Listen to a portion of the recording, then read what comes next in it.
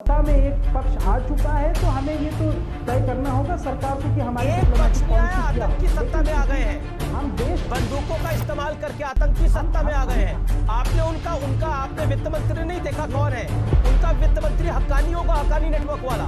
उनका गृह मंत्री बंदूक लेकर सदन में संसद में घूम रहा है। बात एक शायरी कह के अपनी बात कहना खत्म करूंगा बस। शायरी कहने का दिन नहीं है आज। जो ये लोग वहाँ पे मुसलमान बच्चे औरतें की अफगानिस्तान में बड़ी हालत खराब है। आज शायरी का दिन नहीं है। मुझे बहुत तकलीफ हो रही है अमीश भाई कि हमारे देश में ऐसे एहसान फरामोश लोग हो सकते हैं। हम इस देश में कितनी अमन से, कितने शांति से, कितने सुख के साथ टीवी पे बैठ के अपने प्रधानमंत्री को आराम से गाली दे रहे हैं, अपने देश को सैफरन टेररिज्म से लदा हुआ बता रहे हैं। मैं इनके साथ इनके मुंह लगना नहीं चाहता हूं। ऐसे एहसान फरामोश लोग जो हिंदुस्तान की थाली में खा करके हिंदुस्तान की थाली में छेद करते हैं, मैं ऐसे एहसान फरामोश लोगों के साथ शोएब जी मेरा निवेदन स्वीकार करिए। समय के मुख से इमरान खान के खिलाफ तुरंत सैफरन आतंकवाद, सैफरन तालिबान, हिंदुस्तान का मुखौटा उतर रहा है, हिंदुस्तान तालिबान के पजामे में छिप रहा है। आप बताइए क्या ये लोग यहाँ का खाते हुए किस प्रकार की भाषा का प्रयोग कर रहे हैं? भारत ने आपको इतना कुछ दिया।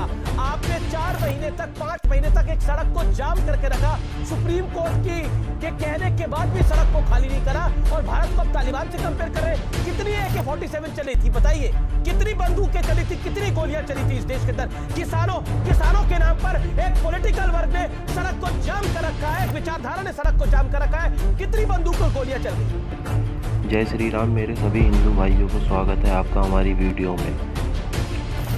कल शाम जब तालिबान के मुद्दे पे न्यूज़ 18 पे डिबेट हुई, डिबेट में संबित पात्रा और अमीश देवगन ने शोएब जमाई से कई कड़े सवाल पूछे, जिनका शोएब जमाई के पास कोई जवाब नहीं था। और अगर हमारी वीडियो आपको पसंद आए तो हमारे चैनल को सब्सक्राइब करें और वीडियो को ज़्यादा से ज़्यादा शेयर करें।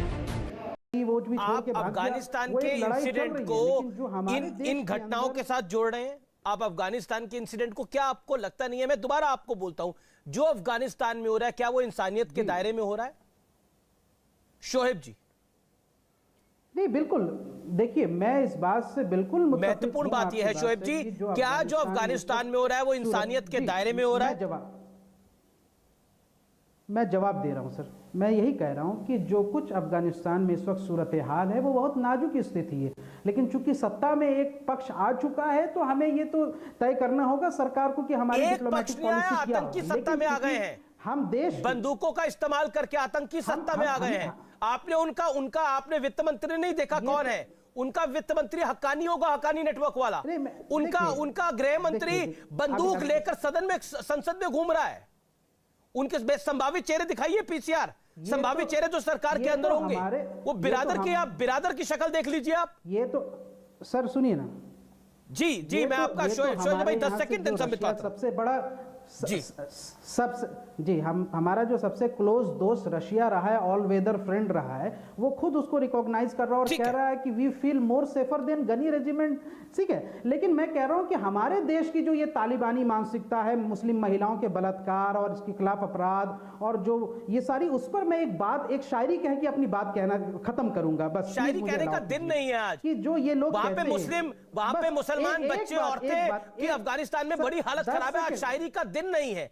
यहां पर तो संभावित है कि यहां पर तो आप कह रहे हैं कि किसी ने नारा लगाया, वो नारा किसने लगाया उस पर भी जांच पड़ताल हो रही है, लेकिन वहां पर तो हो रहा है सब कुछ। आप मुकाबला कैसे कर सकते हैं? आपको अब शायरी वगैरह करना है, मुशायरा करना, कर लीजिए आप।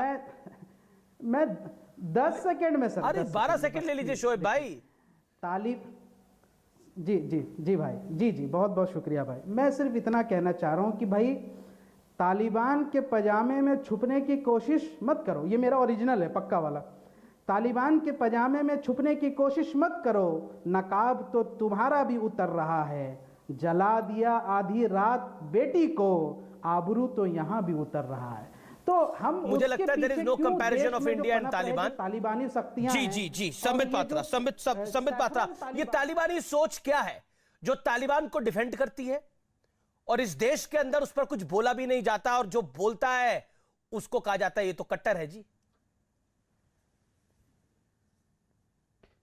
देखिए अमीश भाई, अभी शोएब जमाई बोल रहे थे, आपने लास्ट में शायद सुना नहीं उन्होंने क्या कहा।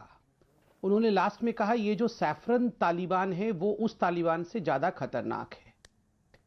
देखिए अमीश भाई, जब ये 3-4 दिन से हम टीवी के माध्यम से अफगानिस्तान के जो दृश्य देख रहे हैं, लोग लटक करके फ्लाइट में चढ़ रहे हैं, कूद के मर जा रहे हैं, सैकड़ों लोग भाग रहे हैं, अफरा तफरी है, लड़कियों के साथ किस प्रकार का व्यवहार किया जा रहा है, महिलाएं अपनी सर्टिफिकेट जला दे रही हैं, लोगों को मार दिया जा रहा है। मुझे बहुत तकलीफ हो रही है अमीश भाई कि हमारे देश में ऐसे एहसान फरामोश लोग हो सकते हैं। हम इस देश में कितनी अमन से, कितने शांति से, कितने सुख के साथ टीवी पे बैठ कर अपने प्रधानमंत्री को आराम से गाली दे रहे हैं, अपने देश को सैफरन टेररिज्म से लदा हुआ बता रहे हैं कि ये देश क्या, ये केवल हम जाके हिंदुस्तान जो है वो तालिबान के पजामे में ना छिपे, क्योंकि जो मुखौटा हिंदुस्तान का है वो भी उतर रहा है। कहना कितना आसान है ना अमीश भाई ये सब। और हम कितने बेवकूफ लोग हैं जो ऐसे लोगों को बुला करके हम उनसे डिबेट कराते हैं और उनको सुनते भी हैं। और डिबेट क्या हो रहा है? क्या सांप काटने से अच्छा लगता है या सांप काटना जहरीला होता है? आप बताइए ना। मैं आपके बीच में नहीं बोला था अमीश भाई, मैं बिल्कुल इनके साथ डिबेट नहीं करना चाहता हूं।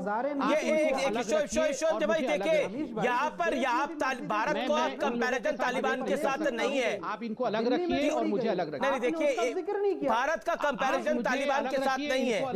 प्लीज अमीश भाई, मैं इनके साथ डिबेट नहीं कर सकता। वो कौन तोड़ा, किसने? मैं इनके साथ डिबेट में ऐसे एहसान फरामोश लोगों के साथ डिबेट नहीं कर सकता। शोएब जमाई मुझे अलग रखिए, आप मुझे अलग रखिए। मैं इनके साथ इनके मुंह लगना नहीं चाहता हूं। ऐसे एहसान फरामोश लोग जो हिंदुस्तान की थाली में खा करके हिंदुस्तान की थाली में छेद करते हैं, मैं ऐसे एहसान फरामोश लोगों के साथ शोएब जी मेरा निवेदन स्वीकार करिए। प्लीज अमीश भाई को बोलने दीजिए। शोएब जमाई आवाज को कम करिए, जब ये बोलेंगे मैं नहीं बोलता हूं। बोलिए संबित। अमीश भाई, ये एहसान फरामोशता का पराकाष्ठा है। जिस थाली में ये 56 भोग खाते हैं उस थाली में छेद करते हैं। ये तालिबान के खिलाफ एक शब्द इनके मुंह से, पाकिस्तान के खिलाफ एक शब्द इनके मुंह से नहीं निकला। अभी आरएसएन सिंह ने कितने बढ़िया से परिभाषित किया पाकिस्तान के डबल स्टैंडर्ड को, डबल स्पीक को, इमरान खान को एक्सपोज किया, एक शब्द नहीं निकला शोएब जमाई के मुख से इमरान खान के खिलाफ। तुरंत सैफरन आतंकवाद, सैफरन तालिबान, हिंदुस्तान का मुखौटा उतर रहा है, हिंदुस्तान तालिबान के पजामे में छिप रहा है। आप बताइए क्या ये लोग यहां का खाते हुए किस प्रकार की भाषा का प्रयोग कर रहे हैं? कल अटल बिहारी वाजपेयी जी की पुण्यतिथि थी और बिना किसी गिल्ट भाव का मैं अटल बिहारी वाजपेयी जी के कविता के एक पोर्शन को यहां रखना चाहता हूं। होकर स्वतंत्र मैंने कब चाहा कर लूं जग को गुलाम, होकर स्वतंत्र मैंने कब चाहा कर लूं जग को गुलाम, मैंने तो सदा सिखाया करना अपने मन को गुलाम। गोपाल राम की नामों पर कब मैंने अत्याचार किया, गोपाल राम की नामों पर कब मैंने अत्याचार किया, कब दुनिया को हिंदू करने घर घर में नरसंहार किया। कोई बतलाए काबुल में जाकर कितनी मस्जिदें तोड़ी, भूभाग नहीं शत शत मानव के हृदय जीतने का निश्चय, हिंदू तन मन हिंदू जीवन रग रग हिंदू मेरा परिचय। मैं आज गर्व के साथ कहता हूं मैं हिंदू हूं और हिंदू में कहीं भी कट्टरता नहीं है।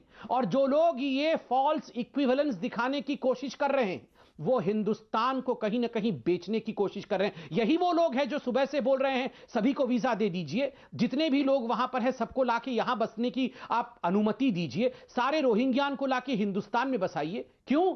ये हिंदुस्तान अगर आतंकी देश है, सैफरन कलर अगर भगवा रंग आतंकी रंग है, अगर हिंदुस्तान आज तालिबान के पजामे में छिपने लायक देश है, तो आप क्यों चाहते हैं कि अफगानिस्तान से लोग आके इस कट्टर देश में, इस खराब मुल्क में रेफ्यूजी बन के रहें? क्यों चाहते हैं?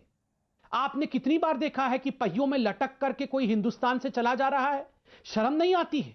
शर्म नहीं आती है? बिरयानी खाते हुए, पकवान खाते हुए इस देश में आप इस देश को कंपेयर कर रहे हैं दूसरे उस देश के साथ जिस देश में यह अफरा तफरी मची हुई है। शोएब भाई, इस देश में आपको हर दिन डिबेट में बुलाया जाते हैं, हर दिन आप प्रधानमंत्री को गाली देते हैं, फिर भी आप कह रहे हैं कि हम भगवान पहनने वाले लोग जाहिल लोग हैं, हम आतंकवादी लोग हैं। शोएब जमाई 40 सेकंड में आपका जवाब। मैं आपको जवाब दे रहा हूं। शोएब जमाई 40 सेकंड में आपका जवाब, फिर यास्मीन जी मेरे साथ शाजिया शोजई भी जुड़ गई हैं, उनका भी मैं रुख करूंगा और शादाब आपका भी रुख करूंगा। इसका जवाब देने दीजिए, जी शोएब जी बिल्कुल। लेकिन शोएब जमाई, क्या आपको नहीं लगता भारत ने आपको इतना कुछ दिया? आपने 4 महीने तक, 5 महीने तक एक सड़क को जाम करके रखा, सुप्रीम कोर्ट के कहने के बाद भी सड़क को खाली नहीं करा, और भारत को अब तालिबान से कंपेयर कर रहे हैं। कितनी AK-47 चली थी बताइए? कितनी बंदूकें चली थी, कितनी गोलियां चली थी इस देश के अंदर। किसानों के नाम पर एक पॉलिटिकल वर्ग ने सड़क को जाम कर रखा है, एक विचारधारा ने सड़क को जाम कर रखा है। कितनी बंदूक और गोलियां चल गई, कितनी बंदूक और गोलियां चल गई। और यहां पे कंपैरिजन होता है कि हमारा मुल्क तालिबान के बराबर आके खड़ा हो गया। जवाब सुन लीजिए। हमारी सोच तालिबानी है, तालिबानी सोच उस मुल्क की है यहां पर एक मंदिर नहीं बचा, जहां पे गुरुद्वारों का नरसंहार हो गया, जहां पर महाराजा रंजीत सिंह की मूर्ति को तोड़ा गया। ये सत्य है, ये सत्य है। न सिख को छोड़ा जाता है, ना हिंदू को छोड़ा जाता है, ना बौद्ध को छोड़ा जाता है, और तो और मुसलमान को भी नहीं उधर छोड़ा जा रहा। लोग रो रहे हैं, औरतें बिलख रही हैं, बच्चे अनाथ हो रहे हैं, और हम कह रहे हैं कि Hindustan is equal to Taliban.